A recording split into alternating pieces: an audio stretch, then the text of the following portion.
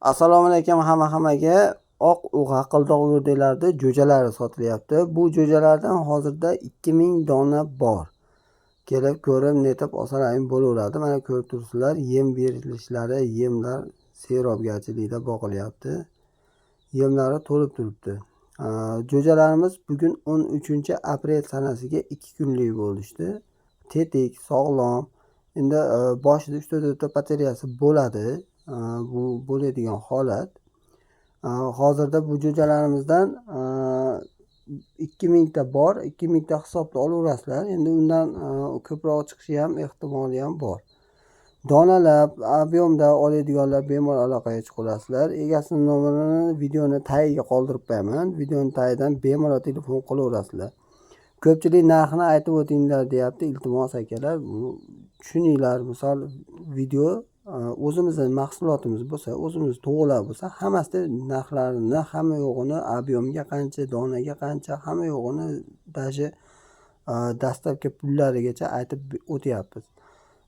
Bu reklama sifatida qo'yib bering deganlarnikini aytganimiz yo'q.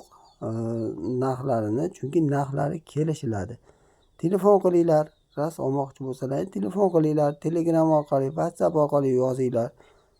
Telefon qilmoqchi bo'lmaganlar, men telefon qilmayman deydiganlar, shunaqa qilib yozsalaring, akamiz bilan o'zlaring kelishib olasizlar. Qancha olasizlar, qancha qo'yasizlar, shuni hammasini.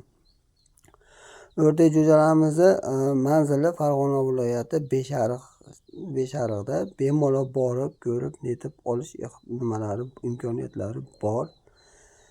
Jo'jalarimizni boshlanishidan haligi sug'orish ishlari, qorin og'riqqa qarshi shunaqa narsalari berilib borilyapti.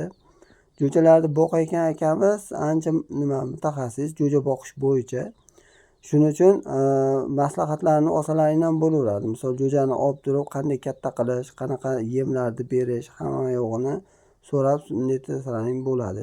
Chunki o'rdak jo'jalari tabiatan unaqa injiq bo'lmaydi, kasallikka chidamli bo'ladi. Shuning hisobiga ham qiyin bo'lmaydi olgan taqdirlaringda ham.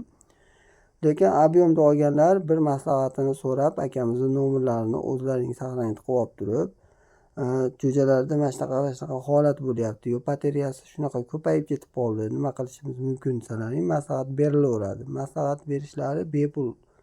Bemalol bepul bo'lgandan keyin maslahat so'ravinglar akalar.